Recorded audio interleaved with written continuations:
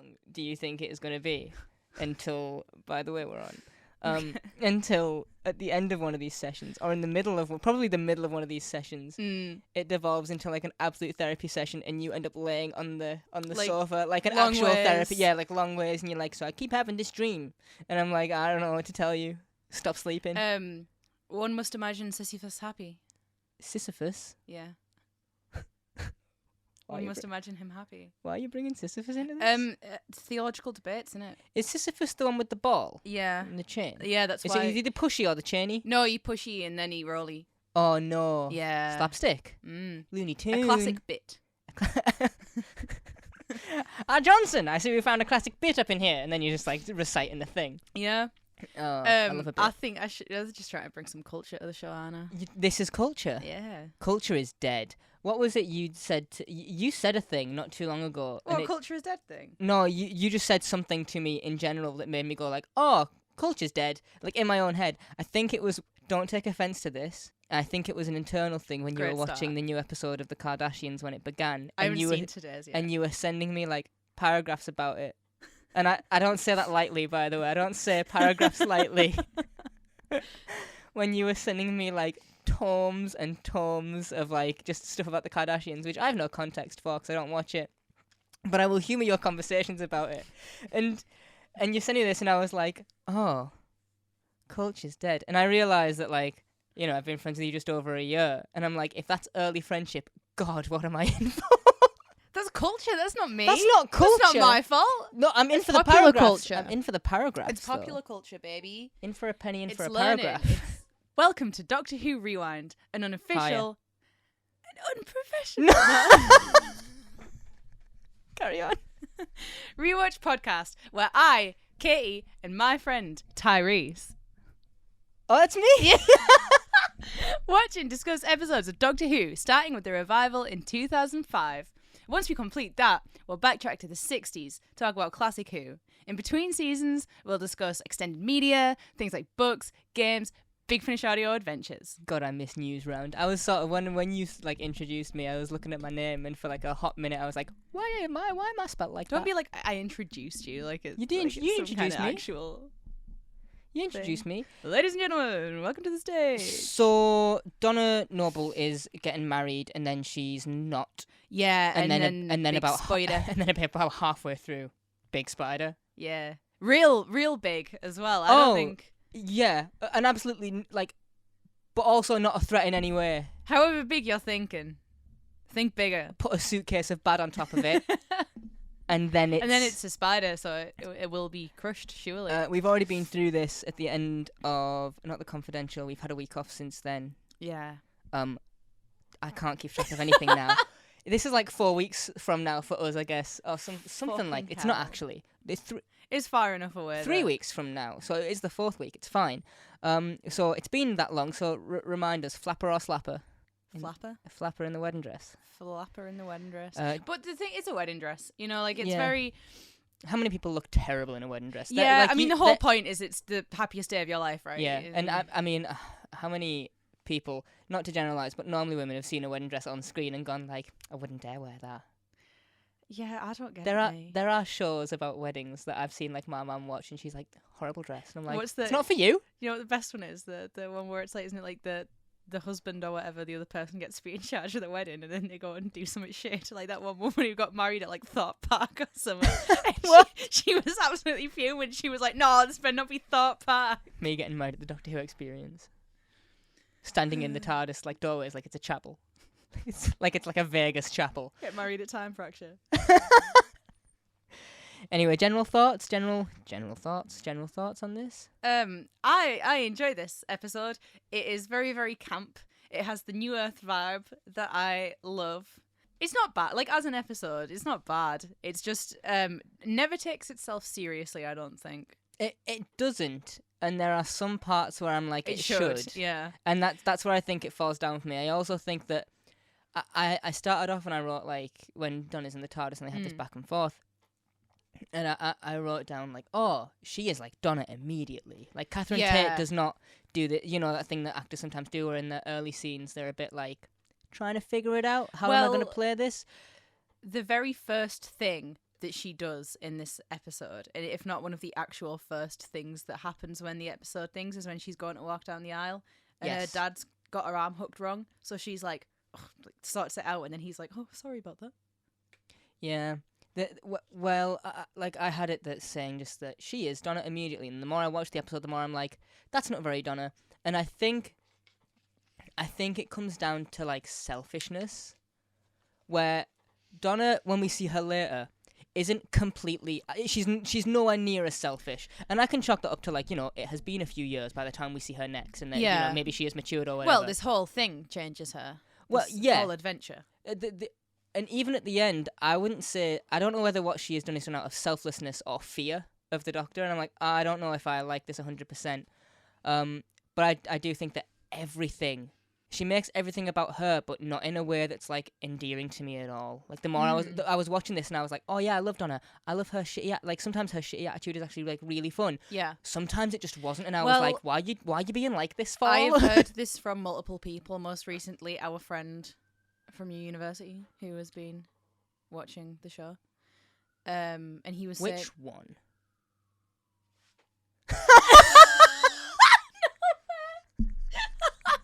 Yeah, him. Fuck off. This is what happens when we don't see each other for a while. We sync up, apparently. But yeah, I was talking to him about it, and he was just, telling me the experience of watching of the Runaway Doctor Bride. Who, yeah. Oh no, he's watching season 4, well, that's right? what he was saying. 'Cause he was saying how he hated Donna in the Runaway Bride. In the Runaway Bride, but he's like, okay. I don't mind her so much now, and that's the thing that like I've heard from a few people actually. Like that's seems to be a common thing, and I'm like, yeah, character development aside. Oh yeah, I think that every issue I have with her is like really fixed by the time she comes around in season 4, and I think the wider thing is she is in season 4 for like 13 episodes that she has, and then she shows up in like the End of Time as well. Every issue is fixed, and that then becomes the long-term image of her in your brain, and so you forget that she's ever like this. Yeah, there was a point later on, we'll speak about it when we get to it, where I was like, this isn't a Donna thing to do, and then I was like, oh wait, but like in my brain all of her development has like still happened. Yeah. Whereas like obviously if you were watching this at the time, this is the first time you ever seen her, so yeah.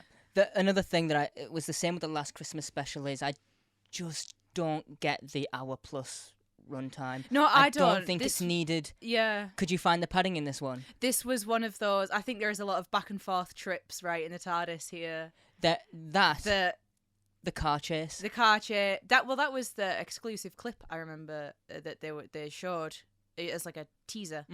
That whole car chase section. But I think even some of the stuff at the reception as well is like a bit paddy. Yeah. This was one where I got to a point where I was like, God, I've been watching this episode forever. Mm-hmm. And then I looked and there was 25 minutes of runtime left. And I was like, that's a lot. Because, like I said, I checked, it was 30, I think it was like 28 minutes, but like, 30-ish minutes halfway through that the Rachnos shows up for the first time. And I'm like, oh, God, it's been but... So, she's in the TARDIS. There is absolutely no secrecy in the TARDIS scene. I think that's like a general thing with the Doctor is like when he is on his own, he will try and keep his keeps his cards to his chest. He's very, very sort of hidden about it. Once you see the TARDIS, there's not really a way to explain it other than being like, spaceship, alien, let's get on with it. Yeah, right. Like it's out there. Right? It's out there. First line is Tinder profile. Yeah. You got to be upfront about these things. Your box for my box. That's what it says on his Tinder profile. Oh, I wish I hadn't said that, actually. To be fair, Ooh. that would be great. A good line. Would that hook, line, and sinker you if you saw probably, yeah. I'd be like, what secrets are you hiding? What secrets are in your box? You gotta know, man. Do you know who I think is spot on immediately, and the writing never changes?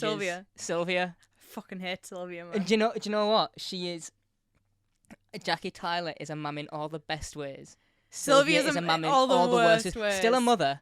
Oh my God, still a mother. Like everything she says, I'm like, yeah, it's just the mummiest, I guess, thing that you could ever say. The mummiest. Yeah, I didn't want to say motheriest. You want to say the mummiest? I didn't want to say mummiest though, because I feel like. Here is the thing, I say mum. Yeah. I don't say mum, and I definitely don't say mom. No. So I'm like, I'm stuck with. Never mind. I have other. Shut up, Sylvia. Pepe Sylvia. So she is immediately like, she is one of those people who I hate, but I'm like, I'm meant to. Yeah. And I think, give me a moment.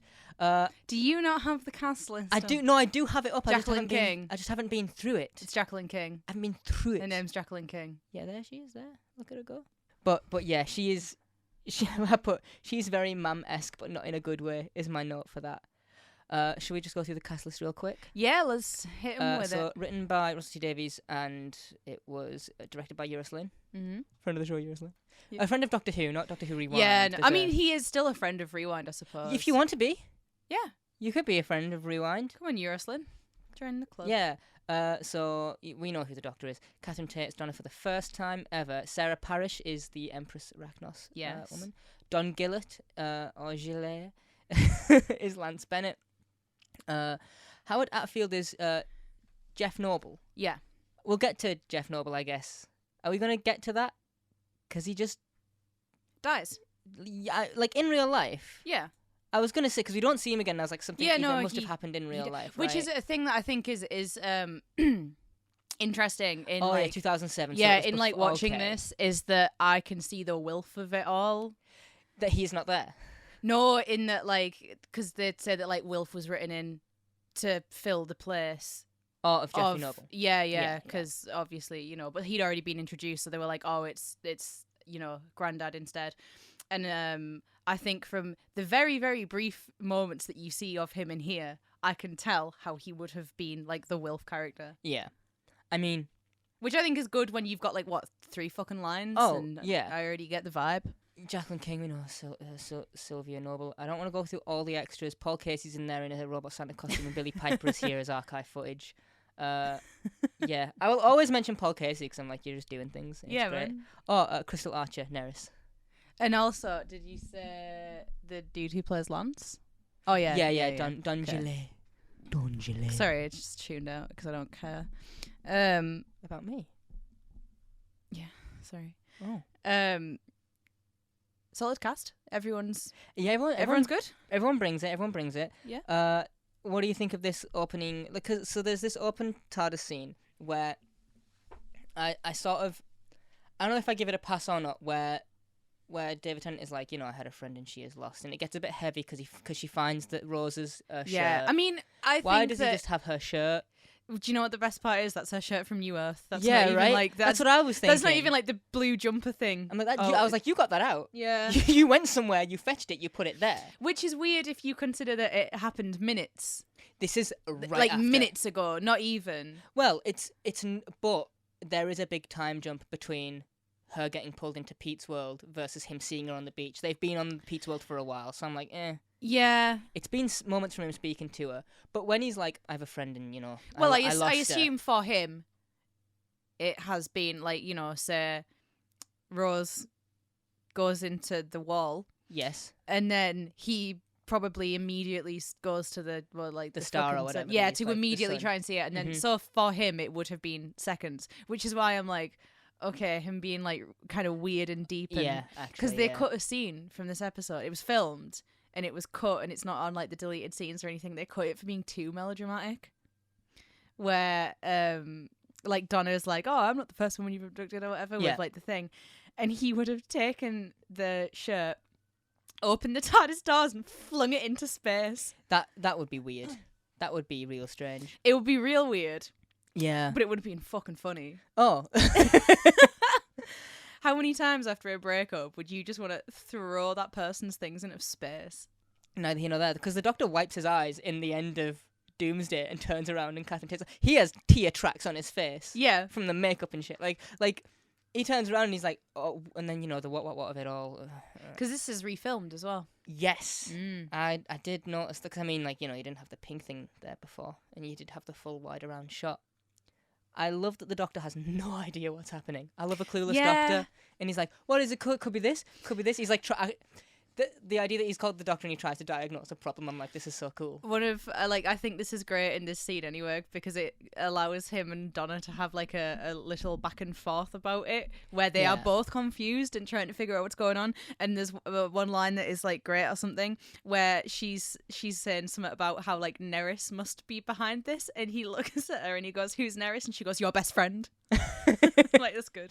That was the point that I was trying to get to, is when he's like gets all solemn about Rose and he's like, I had a friend and I lost her. And she's like, lost? What do you mean lost? And I'm like, dude, look at his face. Yeah, read the room. This is a very because the thing is, then he does like look up at her, right, and he's looking all like dark and all like gloomy brooding, and then she's like, well, you can hurry up and lose me. And I'm like, whoo. Yeah, those are the things that I'm like, Donna does not lack empathy, and it's not even like she develops empathy. Fires of Pompeii, her entire thing is like, we gotta help. Even later in this episode. Yeah. Yeah. It's really weird because I'm like, come on. On a side note as well, just mention Neris. I just want to say, I really, really like that Russell T Davies gives people friends and families, which obviously in very soon we talk about Smith and Jones. Oh yeah, that's more there. I love that. As far as I'm concerned, Amy, Rory, Clara, not so much Bill, but still kinda. Moffat stuff. Yaz and Ryan, none of them have any friends. Like, they don't know they don't do anything. I understand they've been through a lot of like weirdness with 13 when they first meet her.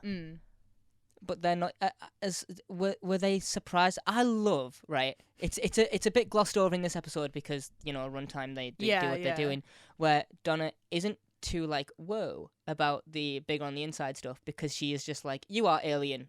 Like, she comes to terms with it very quick because they just have to. But next episode we'll talk about Smith and Jones. I love it when people see the TARDIS for the first time. I think one of the best scenes in the world is when Capaldi walks into the TARDIS with Rivers in there and he's like, my turn. And he's like genuinely excited to do it. I'm like, this is such a good scene. Awesome.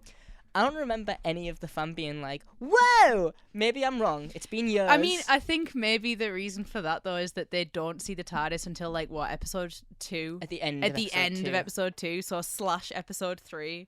I see an argument about that online that I don't know whether I want to bring up now. We'll wait. But it really bugs me. We're going to talk about Donna. It's an argument that really bugs me. Donna. The Doctor implies that Lance is a Slovene, and I love that. He does. There's also, speaking of like little references and stuff, there's a cameo in this episode. Like, no, it's like really, I'm not doing a look for Pokemon bit. Don't like, immediate though. Don't do this. Okay. I'm not doing your bit, but it's very brief and like you probably will miss it. But Hosier makes a very quick appearance. Like, take me to church, that fella. Yeah. Does he? Was he are you lying to me? Is this a bit?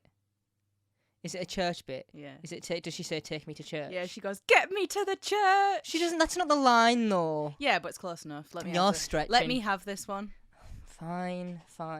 As long as you let me do another 2 and a bit seasons of Looker. Imagine if you said that and then you turned around and I was like wall to wall and I was like, yeah, I'm stretching.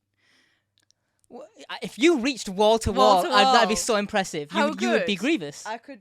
No, there's no Wait, chance. are we talking like? I was gonna try it like for a second. There's no pre chance. or post bookshelf. I mean, it would have to be bookshelf. I can't Kitty Pryde through it. I can't wait till we do a possibly on-camera thing and I can actually make a set that looks kind of good. Because like that is in my brain. When we did the garage out, we were like, we need a purpose. Yeah. Making a this set. Is the purpose. Making a set is a purpose in my brain. Yeah. Anyways, Anyway. I'm not from Mars.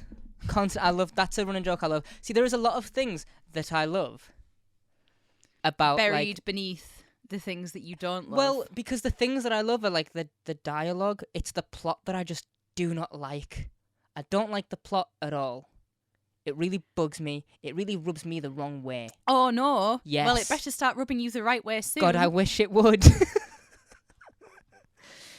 Give me some of that Rachnussy. No, though. That's what Lance was after. He was after a little Rachnussy. Fuck off. Did you just nut the mic? Nut the Rachnussy. No. They think I'm in drag. That happens too. They think she's in fancy dress. They think she's drunk. They think she's in drag. I think one of the best things about Donna, though, in this episode, just because I think this is when they're on the street and like, I've got no money, pockets. Oh and all yeah, this she's stuff. like screaming at everyone. Well, not the screamy part. That's fun. That is fun. I will say, is that whilst Rose was quote unquote normal, in a very like family-oriented sort of rural way. Rose is the first sim that you ever make when you play The Sims. I haven't played The Sims. Where she's like incredibly well-rounded, all of the, it's kind of boring. You don't have a storyline. Oh, she's yet. very You're like, well. That's the point of Rose, isn't it? She's like, I've never done anything, so let's go out and explore. Yeah. Donna, however. Well, Donna's normally in a very adult way, where like I can tell that Rose is like 19. I can tell that Donna is not 19. Let me tell you something. Do they never tell you how old she is? No, I'm like, I assume 20s. Or like late 20s. You assume 20s? I was going to say like late 20s, early 30s. That's where I would put it, to be fair. In a way, not in a way where I'm like, I can't tell from looking at you. Do you know when sometimes you see a person and they're like, I'm 52 and you're like, you look like you're 30. What are you doing? Yeah, that kind of thing. How much skin do you rub? What's going on there? How much skin do you rub? Don't ask me. God, we're going to need a HR department. I know it's none. Okay. I know the beef in your life remains uncrushed. No. But the Rachnossi doesn't. Okay. Crush that shit. The thing is, spider, crunchy, exoskeleton, bones, outside. What? You couldn't nicely fuck it. Like, not in like a aggression kind of way, but like it just wouldn't be pleasant. Have you seen how big the Rachnos is? I don't think you could anyway. Stilts. Why do you have an answer for everything? I don't know, you're asking me a question. I'm giving you an answer, man. I don't like how, because I'm short, you Logistics. looked at me and said the word stilts like I would have them in stock. What's that about? If you did what my mum said, you've stocked up on your Cuban heels. Cuban heel? Oh, yeah. Your mum. God, she loves me, I hope. This is the design I prefer for the pilot fish. Yeah, with the nice looking faces. Yeah, instead not of like the horrible, lines, like the weird sort of where it actually does kind of look like a mask. polygonal sort of thing going on. Well, and this leads us into the chase that I hate. I hate this The car chase. chase. Because, right, this is... I bit my gum. Oh, sorry, just before the chase. Yep. Just These notes were hard for me, pre-thingy, so yeah. carry on, yeah. I have quite a lot of notes for this episode. No, I have a lot, but I mean, quite like, a I kept thinking that I'd missed a thing. I was like, well... No, yeah, speaking of, I don't know, it's just like a little thing that when the doctor goes to the cash point, there is a sale at Henrik's going on behind him. Which got to be like a reopening. Well, isn't there a sale, van right? that says Henrik's on the side as well? Oh, yeah, like because I was like, that's a Phoenix logo, and then I was like, oh no, because they have to parody it, there probably was a H on there. Same with the bank that he goes to. That's the London like Central thing. I think London Credit, something. I don't know. Yeah, I can't remember what it was called, but like that's another like recurring one, which is fun. It's little subtle world building. When I was looking at the gallery for this, there was a 15-year celebration gallery of this episode, and it shows it's been more than 15 years now, obviously. Yeah, Jesus. But there was a picture of the money that comes out of the ATM. Oh, yeah. Is that a trivia thing that you have? Yeah. Oh, I'm sorry to take that from you. Okay. With Tennant and Phil Collinson, is it the producer whose face was on there? Yeah. Mm-hmm. It's just cool. Ooh, okay. Sorry. Carry on. It says something on the money too. I didn't get the saying something. Do you want to? We'll just do it now. Yeah, let's go for it. Apparently there was like a multiple different phrases or whatever. Because obviously, got to be fake banknotes for fraud. I don't know. You know more about this than me. But because you worked at a bank. I didn't work with the money.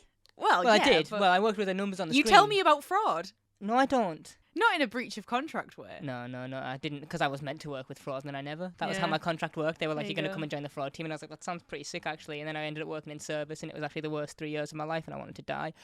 Anyway. Yeah. But yeah, no, some of the money, it says, I promise to pay the bearer on demand the sum of 10 satsumas. Is that a classic Who thing? I just thought it was a Christmas Invasion thing. Oh, it's got the satsuma in his pocket. Okay, yeah. And then it also says, no second chances, I'm that sort of a man. And then there's another one, I think it was on the Phil Collinson note, that said, there's no point being grown up if you can't be a little childish sometimes.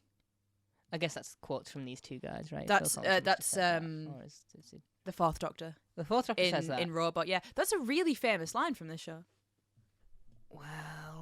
Well, there is a bit of silly Doctor in the next episode, I think. I don't know about this one as much, but in the next one there is a little bit of silly Doctor. Yeah, I mean the Sonic screwdriver does contactless.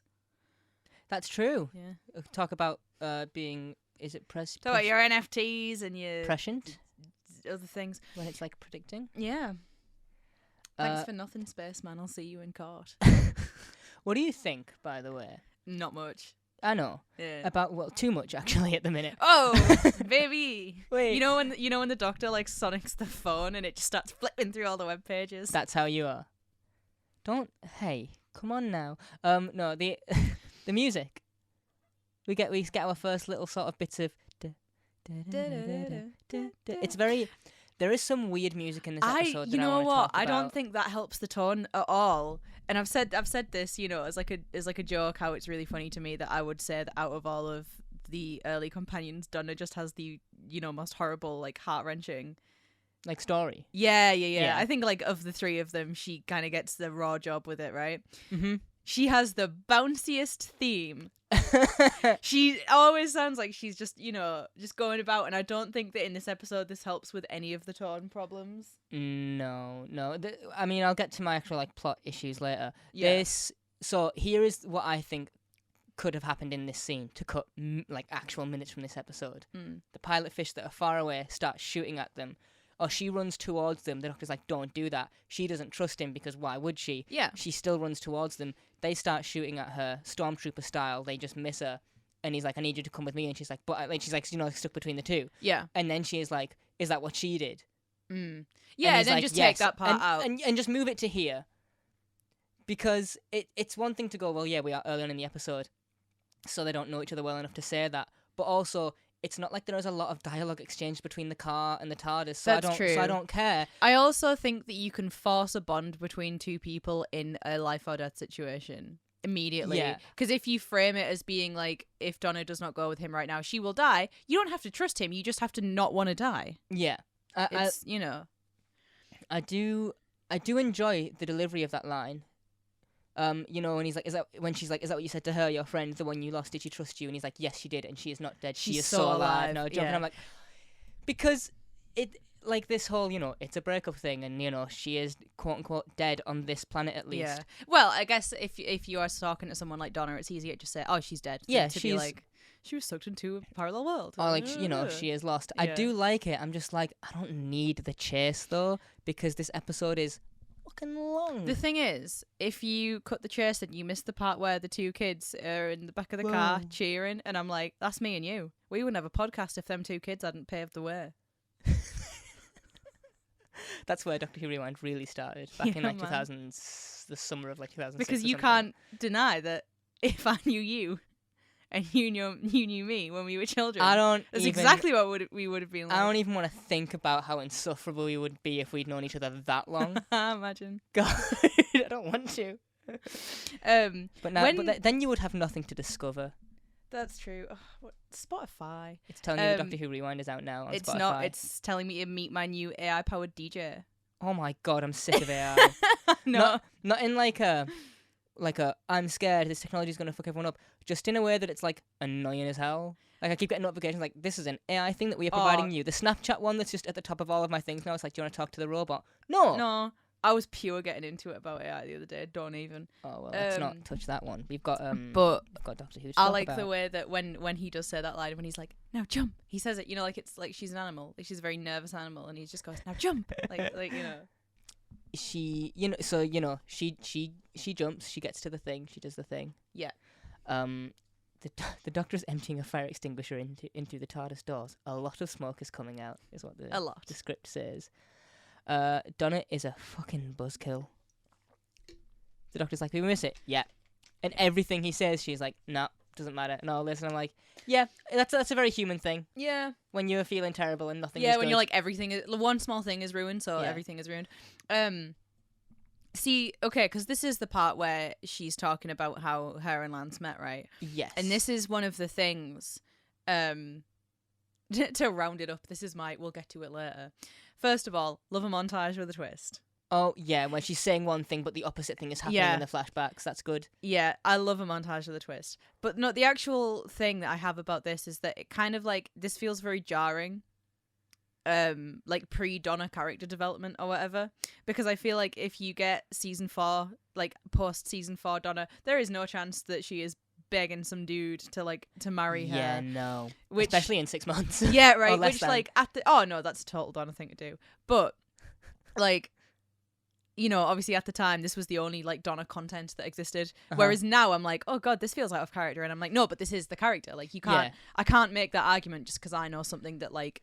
I know something you don't know. Yeah, but, right. But you're saying it to the show, to the TV when you're watching it. Russell T Davies right up in his face. There is something that we've sort of skipped, and I don't think we've skipped it in a bad way. I think we've skipped it because we don't care about it, and that is interspersed between all of this happening. We keep cutting back to the wedding, and I don't care. No, I mean, let's be real. No one else in this episode. I mean, if you are not Lance, Donna, Oh, or the Doctor. if you are not Donna or the Doctor, Lance does absolutely nothing for me. No, but His betrayal later on, I'm like, I've not seen enough of you nor heard enough from you to care Yeah. at all about that. I mean, you know, have your whole thing about it. If He you is enjoy more him, you enjoy useful him. It's fine. than, you know. Oh, yeah, he's like a crux for the episode too. He's like a Yeah. device, I guess.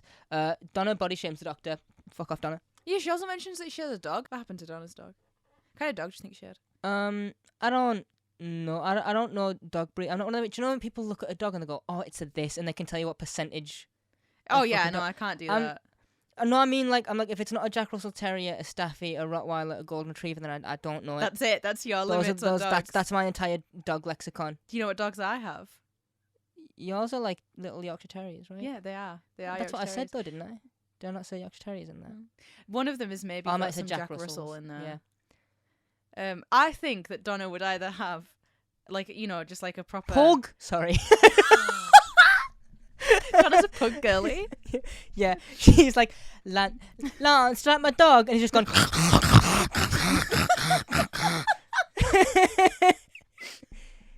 Mate, no wonder. And he's like, no, it looks like a ball sack on a leash. Get it away from me. See, that's a new brand. That's it's my least favorite thing in the world, by the way. If you have a pug, I'm sorry, your dog's fucking ugly. In it, right? Look how cute my dog is, and it's there going. And I'm like,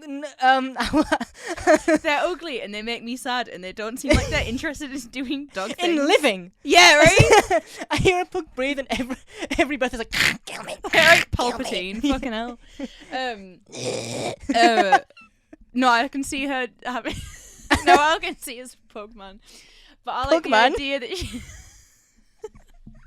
she's. Is it a bird? Is it a plane? In the distance, Pugman. in the distance, just in the sky.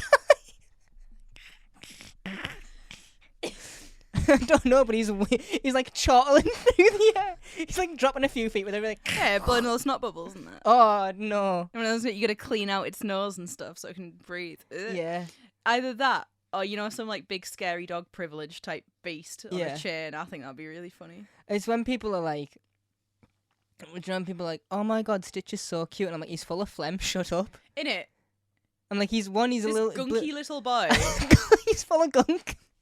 He's full of space gunk.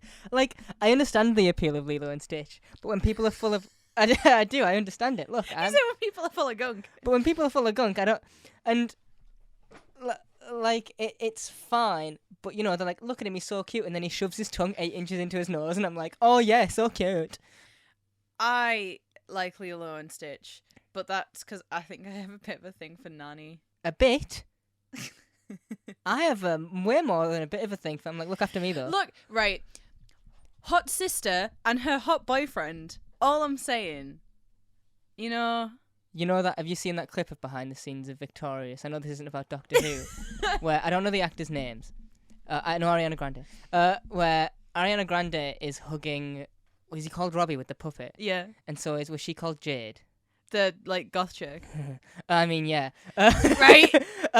Where they're both hugging, and then he like pulls away, he's like recording it, and the woman who plays Jade goes, wouldn't it be insane if we had like a big like and then it cuts, and everyone's like, what was she gonna say? Yeah. It's like everyone knows what she was gonna say, but someone, just because he's obviously like the nerd guy, everyone was like, man with a puppet as Riz is like the tweet that I saw, and I was like, Man with the puppet has a riz. yeah, we're not even gonna start on how much I hate that word. Anyway, it's weird hearing Christmas music. Yeah, I don't think I could hear Christmas music at a wedding. There's also Love Don't Roam. Also, another little That's song. an original. Isn't it? Yeah, Yeah. I like Love Don't Roam. I like it more than a Song for 10. I haven't Controversial opinion. listened to them like just It's 'cause. good. It's jazzy. It But makes me feel. I have heard Love Don't Roam I think, like in memes or in clips, You more than understand. because the whole thing is like it's meant to be about the So Doctor, right? My precious girl. The Doctor and Rose. Yeah, they both are. Torchwood. Yeah. Is mentioned here. That's all. It is. It's mentioned again. Well, so not mentioned, shown, and then they play the music again. A little bit. And the Doctor has like a little flashbacky of the. I guess this is where we get our archive footage of him. I think it's cut really well. It's like the girl dipping, and then it cuts to them dipping, and I'm like, this is it's good. It gives us like a bit of actual emotion from the Doctor because it could have been very easy, and I think like maybe we see it a bit later. I don't remember. Other Doctors and stuff because I'm just sort of really focused on this part where like they just sort of get on with it. Yeah. They just kind of get on with it. But this doesn't. This kind of goes like, you know, we'll give the Doctor like a bit of actual emotion. We get that in Smith and Jones as well. Where, like spoiler alert for the end where he's like, you're not replacing her. Well, I think and he slowly has to. There is something to say about like Rose's departure compared to sort of like other which it kind of like it makes more sense for him to be like kind of pining over her more because the thing is like when you think about it, he's accepted like the idea that she's going to go off into this parallel world or whatever, but then she comes back and then now it's like, oh, okay, and then he loses her like again. It's like you've already come to terms with this thing that now isn't happening, but oops, now it is, and no one can fix it, you know. And they do this a lot with 10 where they relationship him up. I mean, even the idea of like you take Martha to a place you took your ex with New Earth and stuff. It's like that's the context behind it. The pilot fish. Wait, before I get to that, I just think it's weird that it's just weird to see the Doctor in a function room. I'm like, what are you doing? By the way, the Manchester Suite. There's a sign when the pilot fish come outside, right, and he goes running out and sign Manchester Suite, same as Platform 1, when the like drinks will be served in the Manchester Suite following like Earth Death. Oh, that's cool. Yeah, I'm like not a big thing. Yeah, a little reusey, but just a little cool. And then these pilot fish are outside with these sick ass GameCube controllers. Imagine if you were a kid at this wedding. By the way, yay! Santa. It's Christmas Day, and well, you have to ruined. And you have to go to like your mum's mate's wedding. I kind of thought that when I saw those two kids on the motorway, and I was like, why aren't you at home? Yeah. Why was the motorway that busy on Christmas Day? Why was the centre of London that busy on Christmas Day? I mean, I've never been around London on Christmas Day, but like, I've never been in like. I was gonna be like, I've never been in the centre of London. I've never been in London on Christmas Day. I spent all my Christmas days at home, but like with a bottle of Bucks Fizz, crying. There's like absolutely no retaliation from that. You're just sort of looking at me like, why are you putting that out there? I told you about that in confidence. You told the show about that. Voyage of the Damned. Yeah. Did I say that on the show? You mentioned that you like watched it with, was it crisps and a book? I had a tube of salt and vinegar Pringles and a bottle of Bucks Fizz. You've mentioned that on here. I'm like 90% sure I'm going to need a comprehensive list of all of the things that I've said on this show. Oh, wait until we've done like all of this and then classic and we just start regurgitating horrible shit like we haven't already. It makes me feel sick to think that there's things that I've said and forgotten, you know. Laser screwdriver sound happens in this episode. I don't fucking care. That's not what it does. Yeah, but I heard it and I was like, oh, it's here. Yeah. That's weird. I just didn't even realise that's where it happened. I guess I just cut a lot of Christmas specials from my brain. I do sort of hack them away. I find that I remember parts of them. Yeah. And I think that one of the reasons this episode dragged so much is because I had forgotten about a lot of this. Yeah, I think because you remember the ending. Remember those last 10 minutes, like I said to you last night when I was texting you, it's good. Yeah. The last 10 minutes, solid. I love it. The rest is just kind of things happening. And I know that we are laughing about and having fun, and it is a fun episode, I will say that. Oh, yeah, like, do not get me wrong, I'm not having a bad time watching this at all. But I don't want to seek it out. Well, that's the thing is, there is no, like, heavy plot stuff until about the halfway point. That's true. I think the stakes in this episode are kind of all over the place, too. Yeah. Which I think... obviously, like, at the time, whatever, there's breaks, but if you just kind of binge this, then the episodes directly before, super high stakes. Yeah. And then sort of the episodes directly afterwards, also super high stakes. Well, I mean, you can't have any, like, too much attachment to a Christmas special, I guess. You got to move on. Even still, you know. Yeah. I think that, human particles, MacGuffin, great. I love the way the Doctor says they had Cybermen in Spain. Yeah, Yeah. I'm in Spain. And she was My like, favorite scuba part diving. is And that he's like, okay. he doesn't give any kind of date about when this was. Like, and she's just like, oh, you this, and she was like, I was scuba diving. I was in Spain. I was doing this. And I was like, Yeah. how long were you there for, Donna? The whole time? Spend the whole time there? I think that is one of the early good Donna seeds that she just keeps missing things. There's a part about it in the Rose novelization Oh, as well. about Donna. Written by RTD, right? Oh yeah, Where cool. she, they talk about the Auton invasion, Mm-hmm. and it literally is just a cutaway where Donna got really drunk, and then some dude had turned her down, and she was like, I'm just going home and going to bed, and she just sleeps through it all. Sounds like Donna, doesn't Yeah. it? Yeah. I tell you what, though, as like a weird thing, you know that one line, it's literally is just one line where the doctor's like, oh, it's like huon energy or whatever. And then he's like, oh, salt, it can't be hidden by a biodamper. And then Yeah. he's like, oh, fuck, Donna, we're not safe. Not even on, like, it took a couple of rewatches for me to even, like, pick up on that line at all. Because for ages, when I watched this episode, I was so confused about why suddenly this thing didn't work. Like, I thought it was just a weird... It's just because it's old as shit. Yeah, I thought it was an inconsistency in the episode, and I was smarter than Doctor Who because I'd figured it out. And I was like, no, I just, for some reason, missed that one same line every time. Yeah, I think the one thing that I do like about Lance is, like, pre-twist, I guess, is that he is a good, like, straight man for being like, we should call the police, we should do, like, actual things, which, like, kind of... I was going to say, it doesn't make sense because you are working actively against them, but you're not really working actively against them. You're not doing much, you are just giving her a coffee. Fair enough, you have drugged the coffee, but you're not doing much other than that. And I have a big thing with the rack. Anyway, it doesn't matter. What was there's a bit when they go downstairs and they're doing, like, the happy wheels on the segways. They're doing down the hallway thing. Yes. And the doctor goes to climb up and he sees they're on the Thames or whatever, and Donna's like, don't disappear. And the doctor says, like, couldn't get rid of you if I tried, but the way he says it was a bit flirty for me. Yeah. I was like, not in Donna though, not with Donna. It's natural riz. No. No. I just remembered I need to tell you something really funny after we've stopped recording. I can't wait. Yeah, there is... You know the little ha-ha funny of her being like, a secret base hidden under a major London landmark, and the doctor's like, I know, unheard of. Yeah, because that's all of the story. Torchwood. Well, Torchwood. Well, Canary Wharf. Fucking Canary Four. Battersea Power Station. The London Eye. Was that the Rise of the Sidemen? Yeah. That was just sort of out there, wasn't it? That's true. Yeah, but still, Just you know. sort of there. But even then, after that, you got St Paul's Cathedral. You've got the Shard.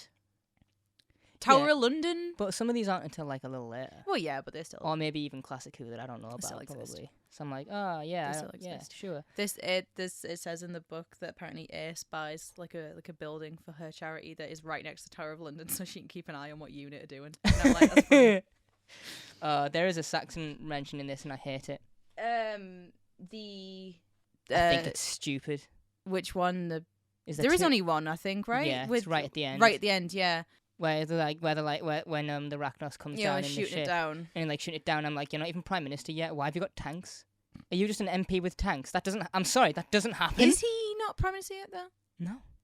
Vote Saxon. So they want him to vote. I'm like, true. so if you're not Prime Minister yet, why do you have tanks? Just you cause? have tanks on your authority. Why did you have tanks on Christmas To do Day? this. What are you doing? What are you, Christmas Harold? What are you present. doing? Harold, put the tank down, Harold.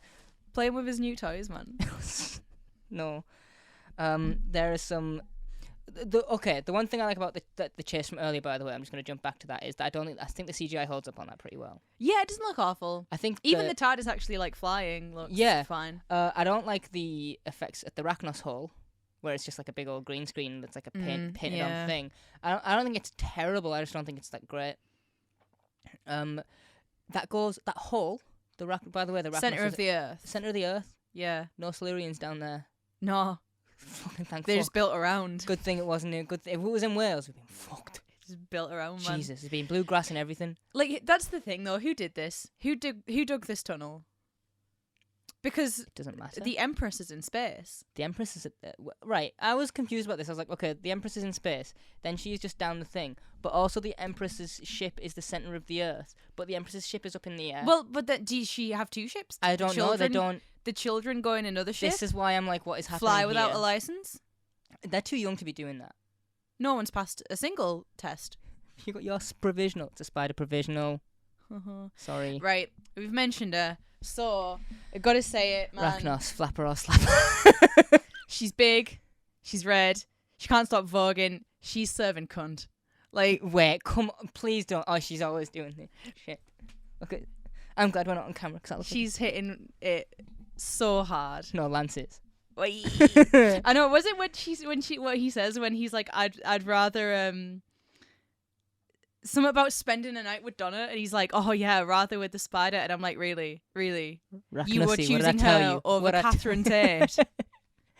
Well, so can we just talk about the weird motive thing here with Lance? So what? Lance's goal is to explore the stars. Yeah, Is that with a with a giant fucking spider? 10-foot tall spider. And she was like, "Okay, Lance, here's what I need you to do." Okay, that's my Step one, get engaged. that's my Rachnos impression. The heist. We're gonna heist steps this. Step 1, find a woman. Step 2, Get woman. give woman morning brown. Give her the coffee. Don't give her the money. Have you not seen the Auntie Donna clip where they like sing a song about having coffee in the morning and they just start calling it morning brown? No, I've seen really many funny. Auntie Donna clips, but not that one. Yeah, it's really good. It's just as a thing. Keep giving her coffee. Dose her up with drugs on this coffee. These drugs, by the way, Lance, here's what they do. And how do the drugs help again? Well, at least how do they help the Rachnos? Because they need okay.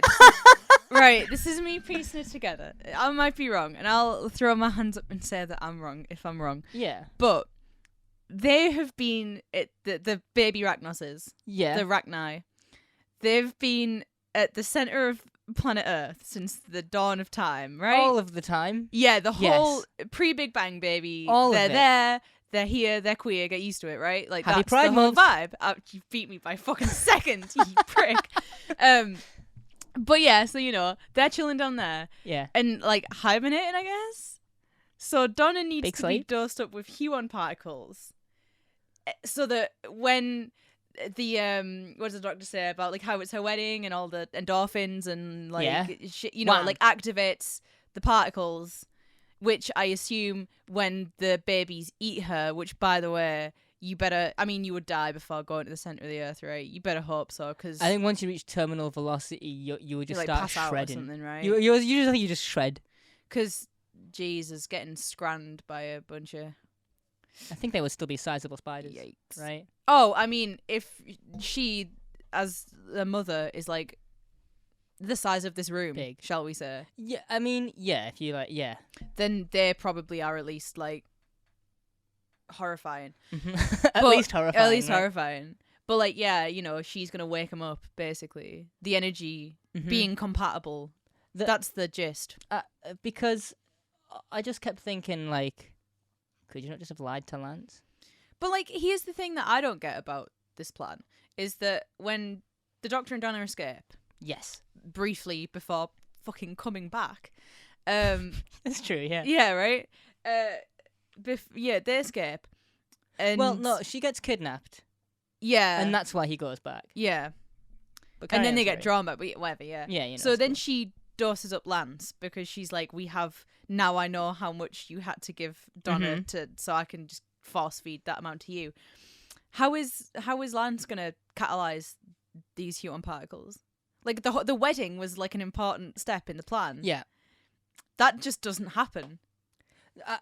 Yeah, because, I mean, when She it just doesn't need that anymore. when it does happen, she gets beamy uppy to the TARDIS. yeah. So, because I guess it's the reaction, but all I kept thinking was like, instead of being like, Lance, go and find me a woman, couldn't you have been like, yes, Lance, of course I'll take you to space. Drink this though.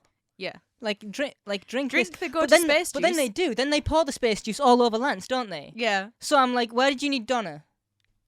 If you're pouring juice, oh no, because she does say, she's like, now that the woman has blah, blah, blah, blah, now we can do this. And I'm like, you couldn't have just... It's not respecting women juice that it's he's not- drinking. It's definitely not. And then they just dose him up, and I'm like, this feels like complicated for no reason.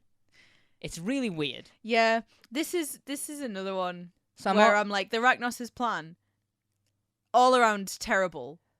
Like, it's not a good plan. No, I also think, like, if you spent all that money making the TARDIS chase, could you not spend like a little bit of money doing, instead of that, doing like a CG Rachnos thing where she chases them, because imagine how like through the tunnels, like down there, that would have been awesome. that would have, because I'm looking at her and I'm like, okay, visually, like scary. Yeah. I would just like And like I'm practical suit. Yeah, I'm not doing a wee. Very- Practical. It looks phenomenal, actually. Yeah. Apparently there was like a seesaw mechanism. Was For it the Sarah back Parish side of it. that was it? Yeah, No, that yeah, she Sarah was in. Parish, yeah. That would raise her like up or down when she's like Oh moving. yeah, when she's because of the abdomen bit. Like, because it needed. They said including her, it needed like another 4 operators to do shit. Right. I just think that I'm like, you are scary, but you are kind of slow moving, and your legs just sort of go. She's camp. No, I get. That's a lesbian, and that's her gay best friend. I'm fine with that. I just wanted to do a scarier thing. I I just want it to be more of a threat. I'm so fine with her not being one. Like, the thing is, not even. I mean, in the context of this episode, yeah, like I said, a spider chase would have been cool. Yeah, This yeah. kind of shit. I'm not. It In would have been general, fun. I do like her. I like the idea that some aliens are just dumb fucks and that she is just one of them. Like, with just a half-baked plan, she's Team Rocketing the shit out of this. It's all about the theatrics. It's about Right. It's about the theatre. I was going to be like, you've seen Coraline. No, but I No, have it. I she's do have gone- it now. She's gone full other mother, and she's about to sew buttons into Donna's eyes. But everyone told me when I had my long hair that I looked like Wybie. Dude. Don't say that. Don't Dude, say that. I can't believe you've just told me that. And every now and then, I almost said the name. One of my old friends would be like, why were you born? Yeah. And I'd be like, stop bullying me about it though. I think I can never grow my hair out again now because you will just say that. And even though I feel really horrible with short hair. that I'm somehow both of the old women who live downstairs. But like when they're old women, not when they're like sexy burlesque performers. I'll watch it and then I'll get back to you on that comment. Have you like never seen it? No, I've you, like, seen it just a while ago? When was it, like 2007 or 8 that this movie came out? Oh, I have an IMDb. It doesn't matter. I'm not going to move my keyboard and stuff to... It's fine. It's fine. Coraline exists, you know. But yeah, I look like Wybie, I guess. Okay, I do have some timestamps because I was going to show you some clippy stuff, but I haven't brought the episode down, so it doesn't matter. Yeah. The Rachnos reveal about 36 minutes in. Sorry, around 36 minutes in. Yeah. The music feels very Matt Smith, and I think that they use it during the 11th hour when the Atraxi come down. Possibly, because a lot of that's The like... bum, ba-da-bum, Yeah. ba-da-bum. And then I want to show you it so that I can... in fact, I will show you it. I know the part. Oh, I'll leave it for now then. Do you know what did tickle me? Like, not as a point to the episode, just made me laugh. I know that you've got the script up there, but I do. cannot read it, so I'm just gonna find it here. I can zoom in. No, it's okay. Do you know what part you're looking for? And I can Yeah, I read it? do. Okay. Lance is, Also, by the way, this whole scene is great. Like I say, just so fucking camp. The doctor's like, it was all there in the job title, head of human resources, and Lance goes, this time it's personnel. Yeah, all right.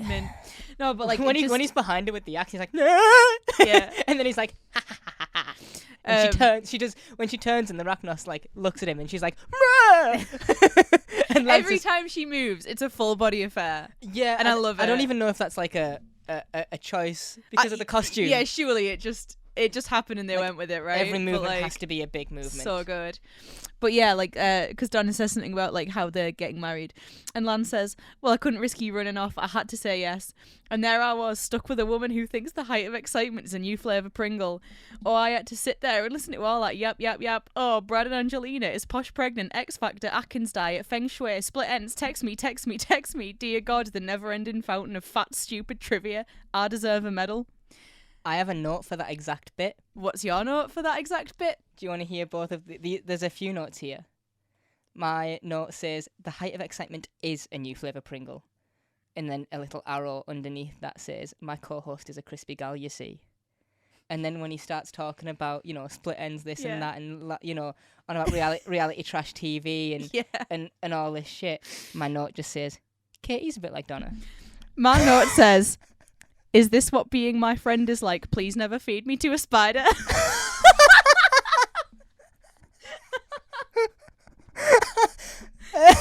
We really both knew what it was. You got to that bit and you went, oh, she's just like me for real. Yeah. And I got to that bit and I was like, she's just like Katie. And to be fair, I'm not even gonna lie, Pringles. What? Height of stuff. excitement. Sometimes people are like, you know each other far too well.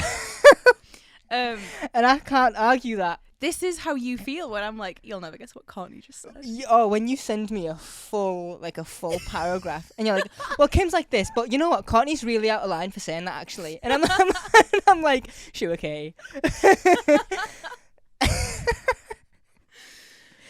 Oh. We have fun, don't we? Don't we? Yeah, okay. Yeah. Oh, yeah, and then my gosh. next note is just like, I don't know or care about Lance enough to even give a shit about this betrayal. I just don't. I imagine that being married to Lance, he acts like, you know, being married to Donna would be such a hardship. Being married to Lance wouldn't be much easier. This guy seems so boring. I was just going to say he's boring. And like, I have a complex about being boring. You wouldn't believe it. Because I'm just so much fun to be around most of the... All right, Mickey. Shut up. You know, you can't be like, oh, Mickey, and then do a better Mickey Mouse impression. Now I just seem like a bellend. I've played all the Kingdom Hearts games. That's my defense. You know, when people go like loser, like, virgin. I don't like you, actually. You know what I think is good writing in this episode? And the next episode is a similar thing to this. Is the bringing the TARDIS to them using like an established rule that we have. Just him just going, I'm going to reverse the thing, and me going, that makes sense, given the rules that we have about these particles linked to the TARDIS. It is fine. Instead of being like a particularly plot-relevant thing, the human particles really do just feel like fast travel. Yeah, and I'm okay with that, because I've played games that don't have fast travel, that should have fast travel. Don't lock it behind an amiibo, though, Skyward Sword. How about that? How wouldn't that be fun? As a Skyward Sword, we enjoy it. We enjoy it. Oh man, we should get a capture card and record me doing Skyward Sword, but we'll pop a camera on me and I'll do it with the motion controls the entire time. Are you gonna do the? Do all that shit? Yeah. Of course I am. Cool. And then when I get hit, I'm like, when you know, in Ocarina of Time on Majora's Mask, when you go, yeah, look at just the big one. I saw a video the other day of some dude. It was in like Breath of the Wild, right? And God, we're virgins. Carry on. Some dudes fighting a Talus. Hit them. And it like, you know, does the little like where like full on sweeps, like swings around move, bashes him, goes off a cliff, loses all his hearts, like Mipha's grace, saves the shit out of him, lands below with like 2 hearts left, right in front of a Lionel. And I'm like, that's personal, that. Yeah, it's like that's unreal. You know the meme where it's like an arrow and it's like doom doom doom. It goes all black and white and shit. Yeah. That's the kind of thing I expect. We've been sidetracked a lot, but it's fine because it's enjoyable. Gaslight Gatekeep Girl Boss. The Ragnars's babies die. Mm-hmm. That's true. I think that some of the music in this scene as well is 11. I have a timestamp for that too. I have a timestamp for some music that I think is used in a... It might be in one of the games. One of the adventure games that is like either redone or reused. It might be reused in season 3 or 4, actually. I imagine the adventure games probably just take music from the soundtrack, right? Yeah, I can't wait for you to play those. I can't wait to play those. There is a timeline to them and the PS3 game, so by the time we get to that, we will need... we'll need a capture card by then, I guess. We can already record the adventure games as they are, but the Eternity Clock we can't do. That's a game name. And then we should get the Switch one is still like 15 quid for both of those games, which is a good deal. Oh yeah, I might get them God, sometime if we soon. had VR.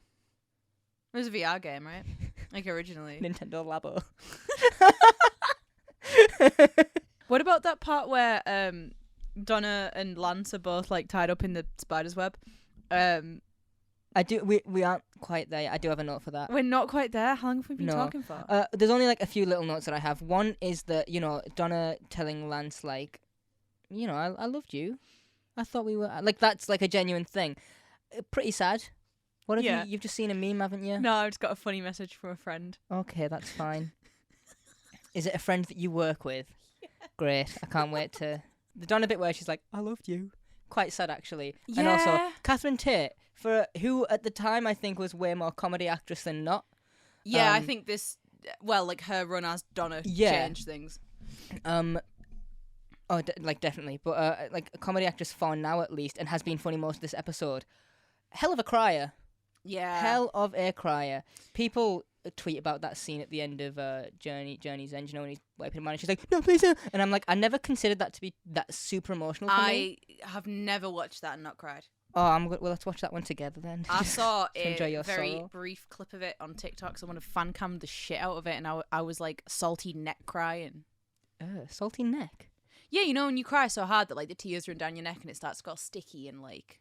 No. Oh, okay. Never mind. Yeah. Put Lance on the death tally. Yeah. Lance. Have you been keeping that, by the way? Mm-hmm. Actually, the Ragnos ship comes down and starts lasering, and we see the dumbest Yeah, and that little girl goes, in "It's TV Christmas." history. Yeah, and then it starts lasering, and she's like, ah! Imagine if is it like fucking Slade or whatever? If she opened her mouth, and Yeah. it's Christmas comes out of her mouth. Cliff Richard jumps out of nowhere and saves her, and she turns into the kid at the end and goes like, Christmas, like just goes nuts on it. What? I have range. I have range. Wait, what of it?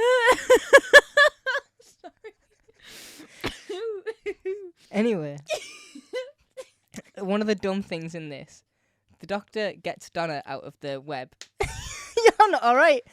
And I'm just gonna carry on, anyways. So the doctor gets Donna out of the web, and she Swings. me Tarzan Eugene across the hole. Cartoon sound effects and all. I hate that. The slapstick. Boom. No, not a fan.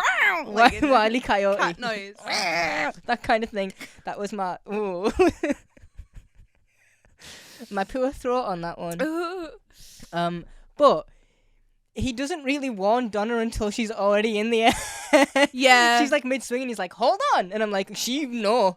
That's Dead. it's like that great part in Partners in Crime, right, where he's like, Donna, hold on, and she's like, I am. This episode must have really annoyed me by this point.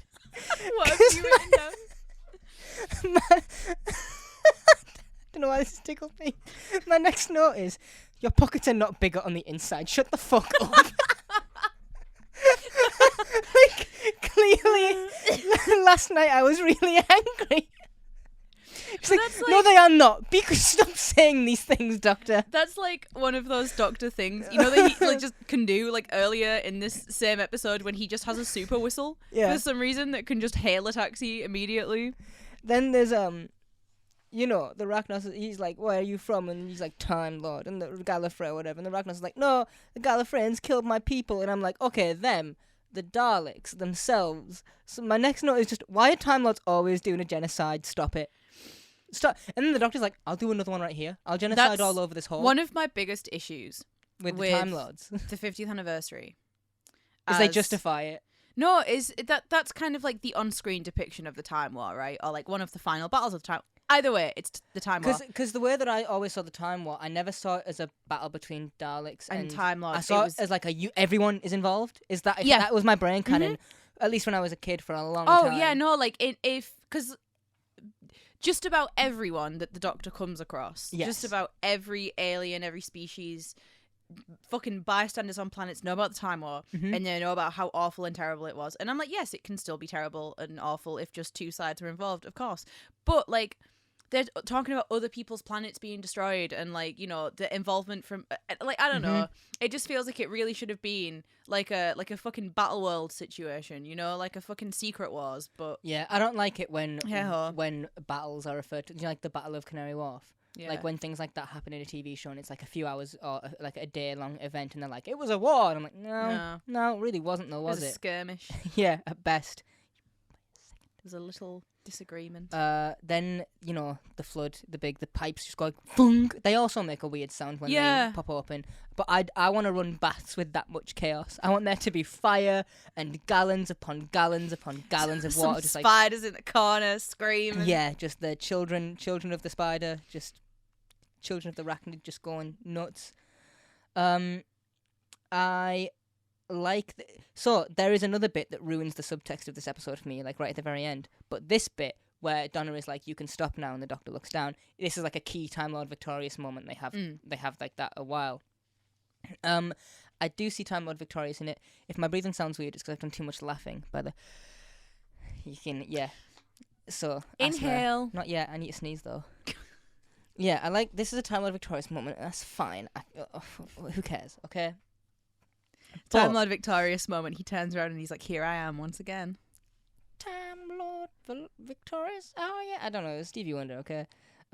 But I like this being the thing that makes him go, oh, maybe I do need to not be alone. Like maybe I need someone to hold me back the from potential genocide, from the mistake, from the big decisions, the mistakes, the horrible things that I can do. You know, and I'm a no second chances kind of man. Stop reading those texts. I'm not. But then Donna sort of says it at the end.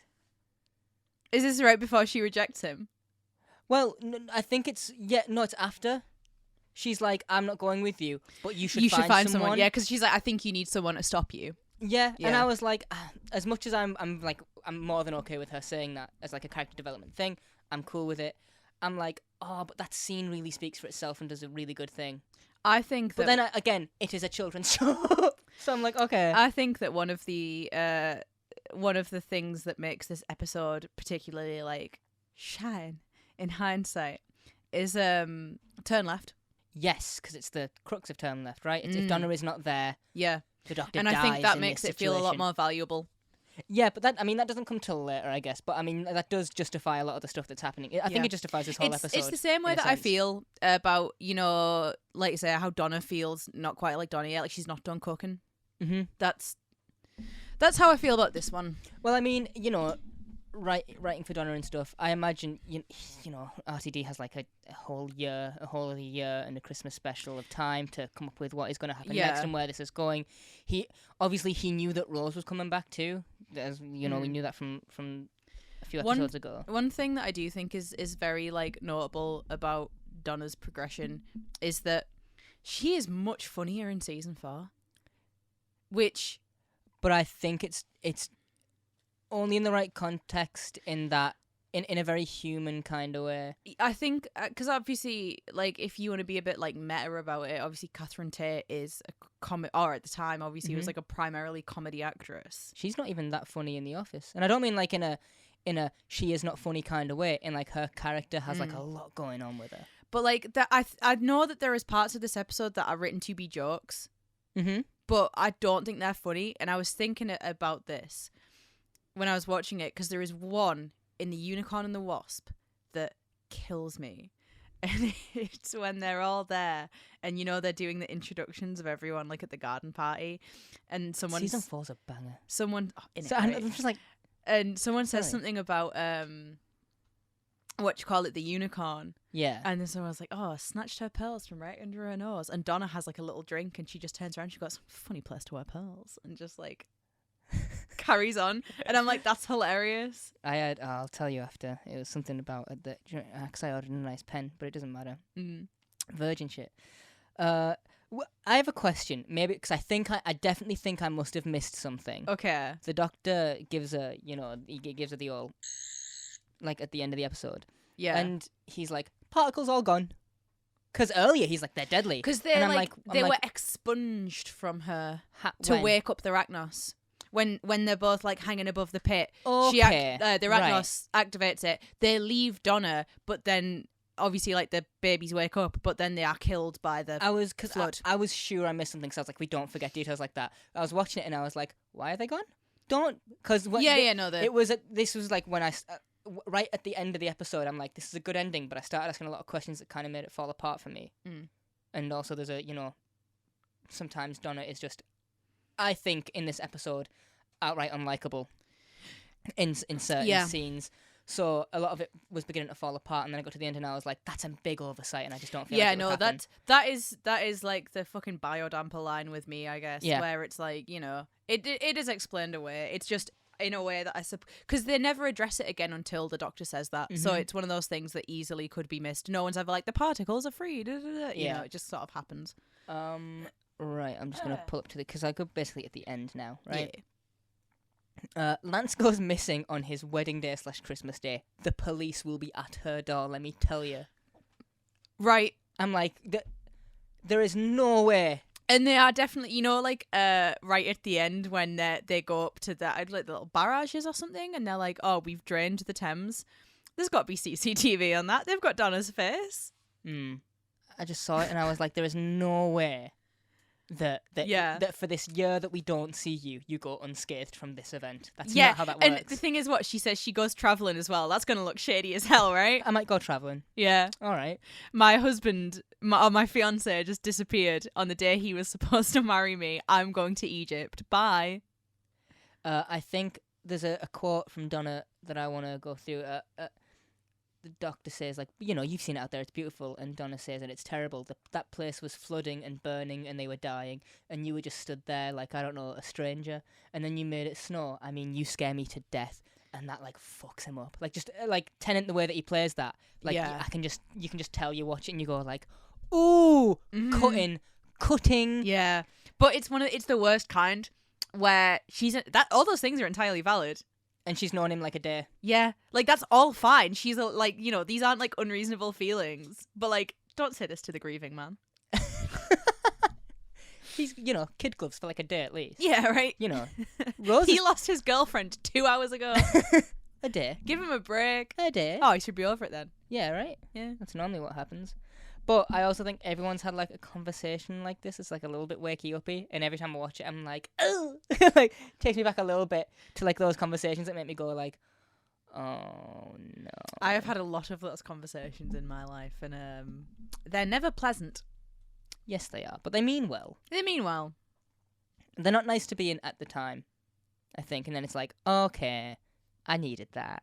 But only after the fact do you realise, like, okay, I might have needed that. Actually. Like Scooby-Doo, that bit in Scooby-Doo Which where he's one? like, I needed that, Scoob, and he's like, I needed that, Scoob. You're pushing your luck, Scoob. Yeah, and then it's just this one last bit that I just don't like, which was you need someone to save you from yourself sometimes. And I was like, I like that scene speaking for itself, but Donna goes inside. That is the episode. Yeah.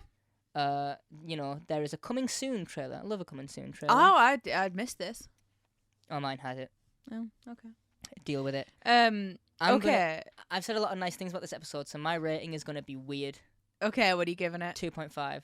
I'll give it a 3. So straight up middle of the road. There were a few things that I was like, I might boost this a bit, and the more I thought about it, the more I was like, the more that I thought about it, like giving it a rating and trying to boost it, the more I kept thinking to myself, is it because I'm thinking of I know how Donna ends up and I'm enjoying that?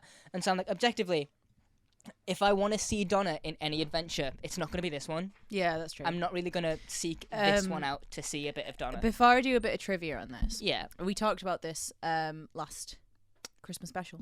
Okay. How do we feel about the overall Christmassy of this? Because this isn't a Christmas episode. This is another episode set at Christmas. Well, Weather Machine TARDIS at the end, I guess. That is They're like the snowy bit. Because, I mean, as a general rule of thumb, we don't in the UK really get much snow at Christmas. No. We get fucking freezing, and we get like snow in fucking April. Christmas Invasion feels definitely more. I think Runaway Bride is like, so. I mean, I know we've seen 2 so far, but this is bottom tier Christmas episode, as in like the Christmas element of it. Yeah, I mean, I don't think we get, other than like, you know, the one Christmas song, I guess.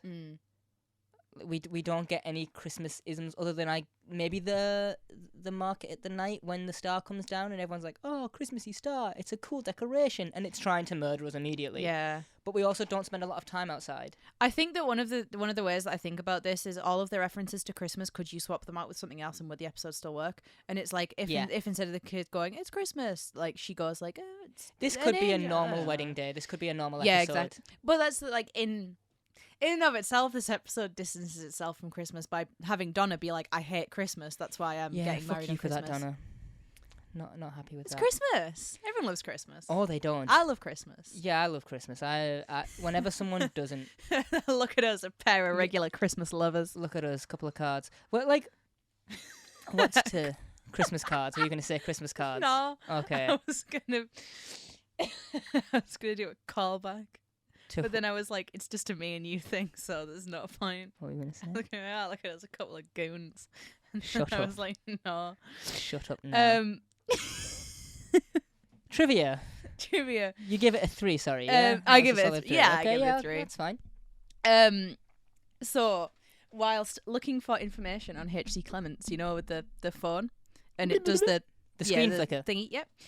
So on there, we've got the websites for Unit, for Torchwood, for Deffrey Vale School, from School Reunion? Yeah, and also Clive's website.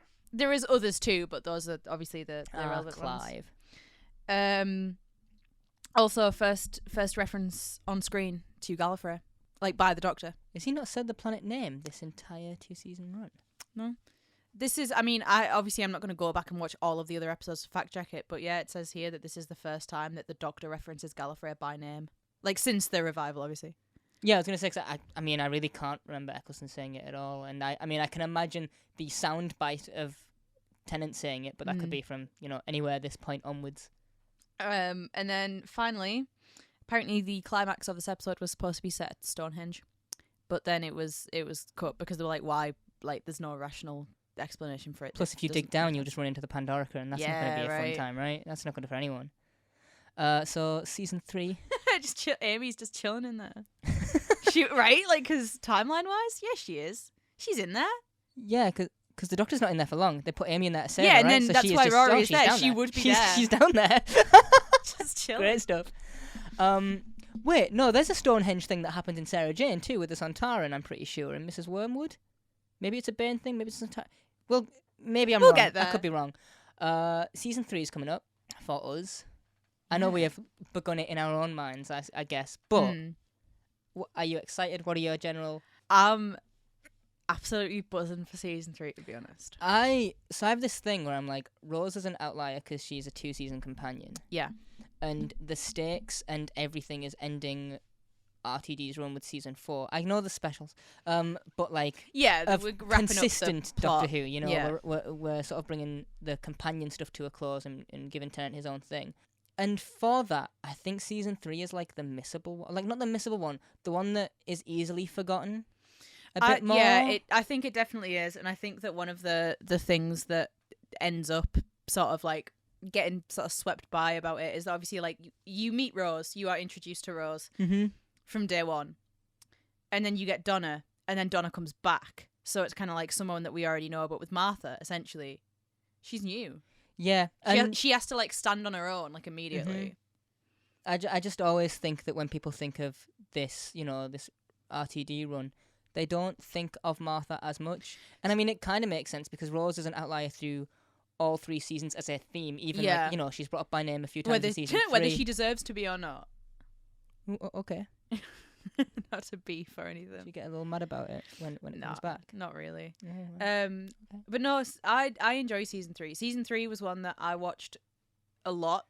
I don't think I fully appreciated it until I was like older. But when I would go to my grandma's like after school, she had, I think it was from Gridlock through to Human Nature, Family of Blood. Yeah. Those recorded. So I watched those episodes. Over and over and over. More than any other Doctor Who, probably. Well, okay, so when I bought like box sets and stuff as a kid, I got the season 1 box set after seeing the finale of season 2. Then a year later, I'd seen season 3 as it aired. Yeah. I'd seen season 3 as it aired, and then bought season 2 the Christmas after. Yeah. It wasn't until after season 4 ended that I bought seasons 3 and 4 box sets. So I had seen, by that point I was 8 or 9 when I got the DVD. So 8, Sorry. I was 8 when I watched season 4 as it aired. At that point, my memory is better, and I can just. You were 8. Shut up. You were 9. It's not. Shut up. Be quiet. No, I'm just getting really angry. My dad's bigger than your dad. Yeah, and. But I'd seen seasons 1 and 2 from my box sets like repeatedly through those 2 years that I didn't have season 3 because I had to wait another year for that because I got those 2 at the same time. So season 3 was just not as watched for me in general, although Blink makes me wee. Yeah. At 7, bad. Scary. Where do we rewind everywhere? Everywhere. All over. Ew. I don't know why that sounds gross to me, but it does. Let us know what you think of The Runaway Bride. Do you like it? Do you hate it? Do you kind of like it? Would you take it out for some food? Would you wine it, dine it, 60? Doesn't matter. 69 it. We'll see you next week. Smith and Jones. Bye. Bye.